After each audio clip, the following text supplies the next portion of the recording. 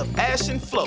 This is Unbillable Hours, a podcast about professional services marketing. Stick around to listen to our insights, tips, and best practices to improve your firm's marketing and even your career.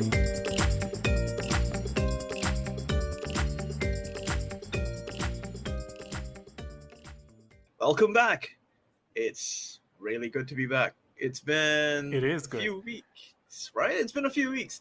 And let's be honest, people in Europe, we like taking a little bit of a break. And guess what? We took a break even from the podcast just to clear our heads and, do some regular stuff. Now, if you want to know about all that kind of stuff, we might need to create another podcast. But for the purposes of Unbillable Hours, what we did at this time, despite taking a break, was read interesting things, right, Flo? Yeah, well, one of them, and I read it because you shared it, which honestly, I'm really grateful because it was a great book. So, but on yeah, that story, I actually need to throw a shout out because I'd come across this book before. I have a connect named Adam Greenwood who runs an agency himself with a lot of experiential design. It's a great place, and he posted on his LinkedIn about rereading this book and how good a book this was. And I was like, hey, you know what? I remember this one. I need to pick this up and read it. And it's a short book. It doesn't take forever. And I thought, you know what? Given the fact that, you and I do a lot of professional services stuff, and this entire podcast is about, well, while it is about marketing and we do touch a lot of B2B on top of service marketing, this is something that's really, really valuable for our audience. I mean, I don't want to just go on without telling you what the book is, but the whole thing is, the book is called Good Services, and it's by Downe, who used to work for the UK government as a digital director, and she is a clear guru in service design. I mean, that is something I can definitely take away, not just from reading the book, but also following her content. And Flo, I think we should definitely try and get her on the podcast. But meanwhile, yeah, you continue, Flo. Just tell me what you challenge accepted. Yeah, so I thought we could talk to listeners of why did we like that book, and then what were the key takeaways? Like, if you might have some, I might have some, and then we can maybe sort of double click down. Oh my God, that's consulting speak. We could double click down and unpack why we liked it as much, because there were some points in there that really, really resonated for me, and that actually really helped me think about some stuff. So, by the way, I just wanted to also mention the subtitle of the book is How to Design Services That Work, and you said it. We have spoken about service marketing, right? If that's probably the equivalent to product marketing as it's done in other industries. And how that's often a huge opportunity for firms, because if they're good at anything, they're probably good at brand building, awareness building, and sort of the thought leadership side of things. But then converting that as awareness into deal flow, which is where I think service marketing should come in, that sometimes can fall a little flat, to be diplomatic.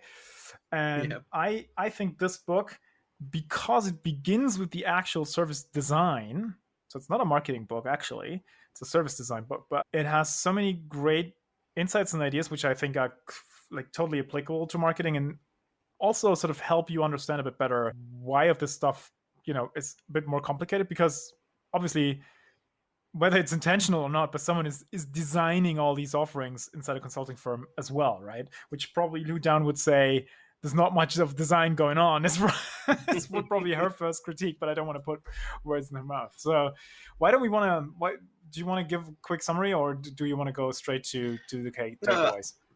I do want to give one summary. It's the thing I want to bring about is it literally opens up talking about what service design is, and it's a design of services, and it breaks everything down into a simple mold in terms of what people need to understand. And that is what I found, to begin with, a great entry point. Most of the time when we try to sell services to the market, let's forget about designing it. I mean, yes, that is a key part. It's the fact that we come up with such complicated metaphors and jargon that ultimately the end user and the people who are buying the stuff don't even know what you're trying to market, what you're trying to sell. They just sit there and like, hey, I want someone to help me, make my procurement and logistics systems a little bit better.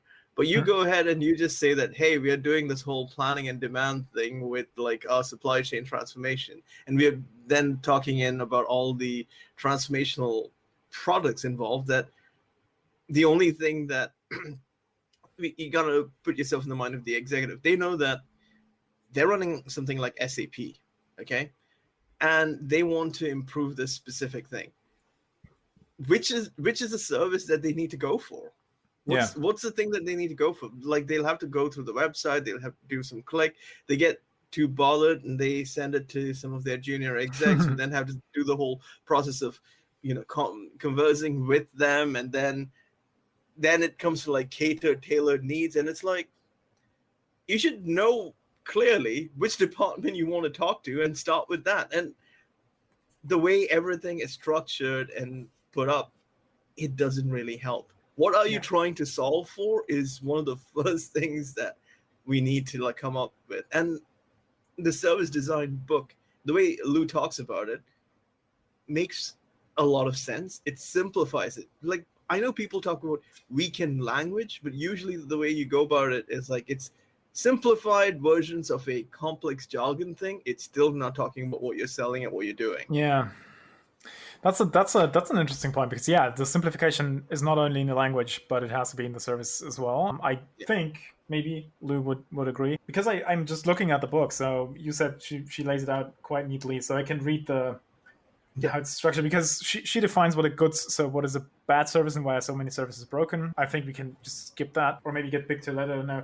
And then she essentially defines what a good service is, and she breaks it down into 15 design principles, which I just like how designers think about this stuff, whether it's product or service design or whatever. So, and I can read those really quick. Because the first principle is good services are easy to find, right? Number two, clearly explain their purpose. They set a user's expectation of the service. Yep. They enable each user to complete the outcome they set out to do. They work in a way that's familiar, and they require no prior knowledge to use. Right? We can get back to that. It's agnostic of organizational structures.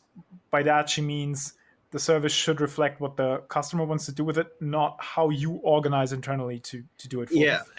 And that, I just want to take a tiny pause there just to justify that.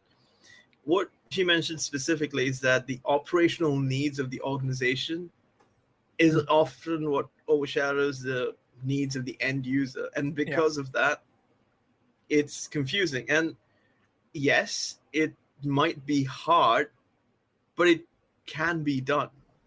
I think she literally says that just because something's hard doesn't mean it can't be done. Don't get lazy, essentially. Yes. And that good services reflect what the user wants to do and don't require a working knowledge of inside processes to like get it done. And I think we need to quote this thing, because this is what she says always. Good services are verbs, bad services are nouns. Yeah. By meaning, she has an example in there, right, where she renamed they drove the utilization and helpfulness of a government service, which was called, I don't know, remission service. I forget that. Read the book, basically. But and then they rephrased it to say, oh, that's our service for help with XY fees, and people were like, oh, I get that, help with those fees, nice. And then sort of the adoption rate just skyrocketed. But here, principle 8 is so good services require the minimum possible steps to complete, right? It's a nice one. And they're consistent throughout. They have no dead ends. They are usable by everyone equally, which I think that's also interesting. I don't know if that's really applicable to professionals, but I don't know. Encourage the right behaviors from users and service providers. Yes. Quickly respond to change. Clearly explain why a decision has been made, right? That's interesting. And then they make it easy to get human assistance, right?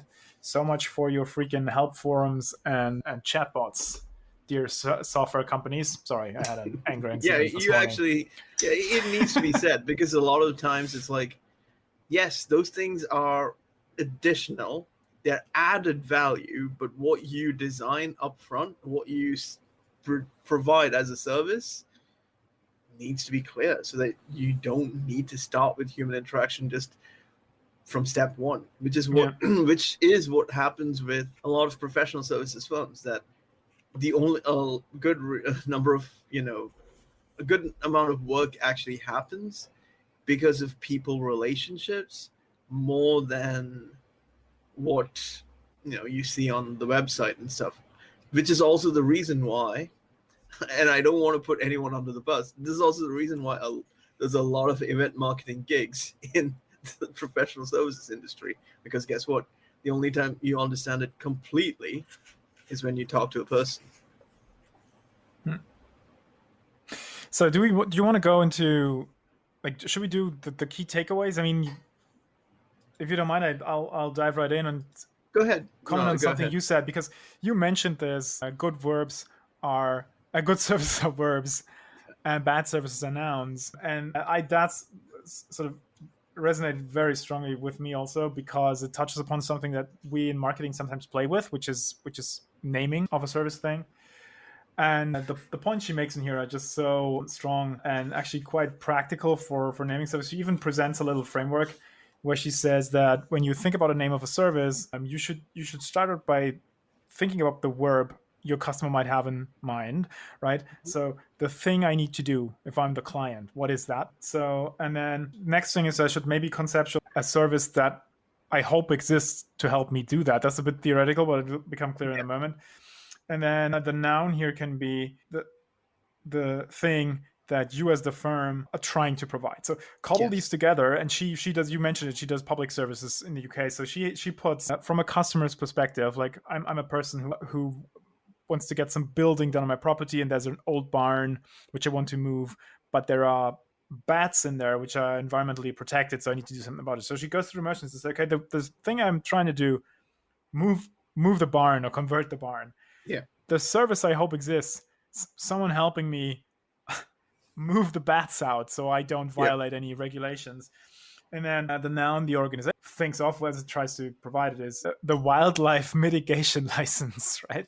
And if you call those together, you might land on a better service name than I don't know, license offering office, something like that, right? But and that might be helpful. So actually, practical example, my company has service packages on its website. We just call them project, program, and campaign, because they're sort of small, medium-sized, large. I'll be renaming those to make sure they have a verb in them. And maybe it's something as dumb as here's the will help you with your project service, which is probably not what but you can already see from that example how actually that makes it clearer, I have to admit. So that was my favorite thing, and you can have the next one if you have another. Well, something that she brought about that I really liked was that she talks about how when you have bad services, there's a lot of like issues. It's not just a negative impact on the users, but it causes issues to the entire business and everything that they work on. It's like, and it's not like the problems that you have with the products that you use. It's like it's harder to identify what the problem with the service is, and even harder to attribute. Sometimes, like, given that professional services do a lot of like transformational work, when they talk about transformational work, there are other things involved in it. There are human elements involved in terms of like deadlines, timelines, and unexpected things like COVID. And sometimes there are changes to like leadership and everything, and none of these things are usually described. And I'm not talking that you need to talk about this in like the name of the service or anything, but in the name of, in your agreements, in what you provide, none of these things are usually even remotely mentioned, but they come to play a big deal. And if people, when you think about the start of the funnel, if people just take the wrong service, they wouldn't realize that, hey, they need to take care of all of these other elements. Like maybe they'll just come into something like demand planning, but they probably needed like the entire supply chain whole, transformation, but they just realized they needed this. They don't understand like the other elements to it. So there are things where they need to like touch on specifics, but if these services are named and described properly, a lot of time can be reduced in actually delivering it improving customer satisfaction, and in fact, it improves organization reputation and the relationship, because that's that's basically a good thing. Like what she mentions is like a better service for users is generally a better service for the organization to supply. Yeah. And I think that's the key thing here. It's like, and she clearly talks about the fact that we have a collective blindness for services because there are gaps, like I just mentioned, and we fail to recognize when they're not working. And this becomes problematic because what happens is if one organization starts offering a service, and this is really common amongst professional services organization, another company will create the same kind of service. They will all copy the exact same problem, and it'll continue to be this massive issue and pain in the rear for all the clients trying to, access their services. Like, how do we even like resolve this unless we like take it from the top? And that's essentially some of the things that we need to think about. Like, that's why I believe, I don't want to like put words in her mouth, but I think she's asking people to like think about these things while you're designing them and while you're marketing and while you're running it. And to your point, while marketing them, I was astounded. I think she has a figure in there that for some government offices in the UK, 60% of the contact time and cost with citizens is incurred comes from corrections. It's people trying to use a service. It's not clear, so they make a mistake. They don't get the form. They call in with a complaint, blah, blah. All things which could be avoided if A, the service was designed better, but then also B, if the quote-unquote marketing, which I think public service probably is the descriptions of how stuff works, were better. So fully agree that's I also like that quite a lot. And to your point about monitoring stuff as you go through the motions, that is like, I find that's a brilliant point you just made, because that's literally practical advice for marketing. Is if you can find out where, for example, in sales conversations, what the objections are, which questions come up, where things break down, which we could describe that as a glitch in a service, like a minor one, you could use that to inform your content strategy and sort of get out ahead of this stuff and explain it away, right? Even before the prospect ever interacts with the practice for the first time, you can just have it in your marketing, which I think also goes to her principle of the service needs to set very, very clear expectations of what it does, how it works, and so forth. That is a marketing job, I think, and you can take some pointers for how to do it better from this book. No, absolutely. Yeah, fully agree. Do you have another one, or? No, I'm letting you take the next one.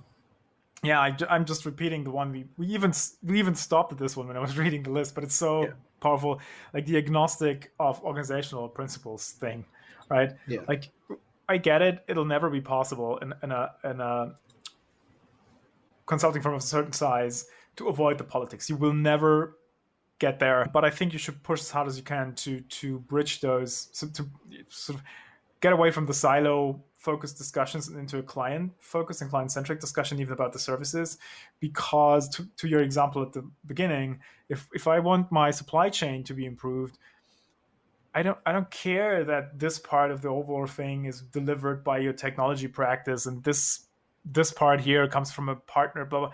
I just want the whole thing to work, and I want, give me one package that has everything.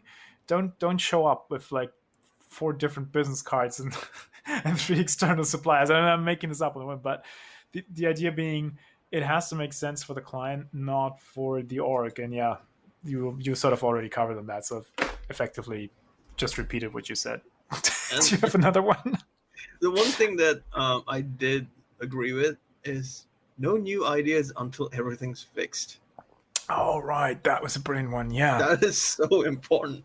Like, you're still going through the entire motion, still trying to fix all of the stuff. And then someone says, hey, what about this? And you're retrofitting all of this stuff while you're still trying to fix. And this new thing comes into something that's broken. What are you even trying to do? Like, why? That's something that's just good life advice, by the way. Not just that's just good life. If you come in and things are a certain way, like, don't just blindly follow them because that's how we've done it forever, right? That's not what you should do. But find out why things are done this way, and if there's a good reason for it, don't touch it. Just leave it as it is. Just work on the improvement side. It's essentially like, how do we think about it? Like, when you're coming in to like help market the service and help like shape it up, the first thing you have to do is look at what already exists and try to, we're not playing fix it entirely. We're trying to optimize it and make it marketable and make the service understandable.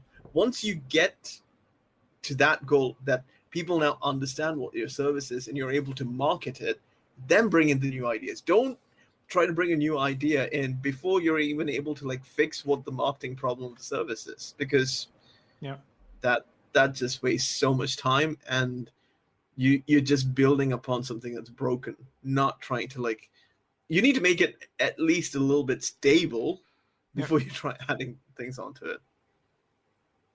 That's true. No, that was another good one. The last one I have is when she talks about this principle that the service should help the client achieve the entire outcome they're after. I like that chapter because in it she talks about how a service is still a service even if you don't provide all of it. And I read that as the encouragement also in our marketing to speak about the entire value proposition. Like if you plug in a certain widget into my Salesforce environment to create a new dashboard or something, you still help me, I don't know, improve my sales team overall performance. So you should do two things. You should speak to me, the client, and my overall ambition, like the overall thing I want to do. Yeah. And then, as to your point, Ash, the service also then has to be very clear about how it doesn't do the entire thing. It just does that. But then, and that is what she writes about in the book, and I love it, is as you design the service and also the communication materials around it, you should make sure that you are clear. Let's say you are only providing the first 20% of something towards that outcome. Make very sure that your service and your communications materials are very clear and helpful and instructive in how to connect to the remaining 80%, right? When you're done, what is the next step? How can I get them? How can I make that work better? I thought that was brilliant. And I think it's also, that again, can inform an entire content strategy. Like once we are done giving you the Salesforce dashboard, right? Here's what are the next steps you can do to really drive home the performance. And that goes to the heart of so much criticism of consulting work, where all the jokes revolve around how people just drop a bunch of PowerPoint slides and leave. So I thought that was just profoundly insightful. And again, it's about client centricity. The client always wants the entire problem solved. And if your solution only provides a part of that, you should at least help them click in the next pieces of the puzzle so that they get, because they only care about the end result. I thought that was like to paraphrase more or less, your solution is there. You're not doing a solution. Your service is an entry point into fixing their problem. It's a solution entry point. It's not the all-encompassing solution necessarily. Yeah. But this will help you grow the scale of what you're trying to offer to the clients, and also help you build upon the service and offer new services. But first, you need to get that core entry service correct. And you have to show them how to move on. You can't be the tour guide who sort of shows them 2 blocks in the foreign city and then just leave them alone, right? You at least have to point them to the next bus stop. I don't know if that's a good metaphor, but I really like that. I mean, we should reach out and invite her to the podcast, because I feel like we probably mangled like half of the book, but no, it's really, I feel like this is turning into an advertisement, and I don't care, because I really found this a profoundly helpful book. So thanks for recommending it, Ash. And I'm grateful that someone wrote this book and covered some of the thoughts that we were thinking about, and also gave us some more food to think about. Yeah. So I would wrap it here if you don't. I agree. If you don't want to tell stories about traveling Europe. I'm going to just talk that this is a book that I recommend people read. We will definitely put in the show notes, and we'll link it out, and we'll see if we can bring Lou onto an upcoming podcast. But remember, we are going to have more guests coming up. The workshop sessions were just for us to come up with new ideas while working with you. Feel free to throw us any more suggestions that you want, and we are back now officially. We're back in the game, and I should say it feels good. Yeah. So good first. What is that? Episode of the end of the summer. And let's call it a day. Let's have a wrap. Let's wrap it.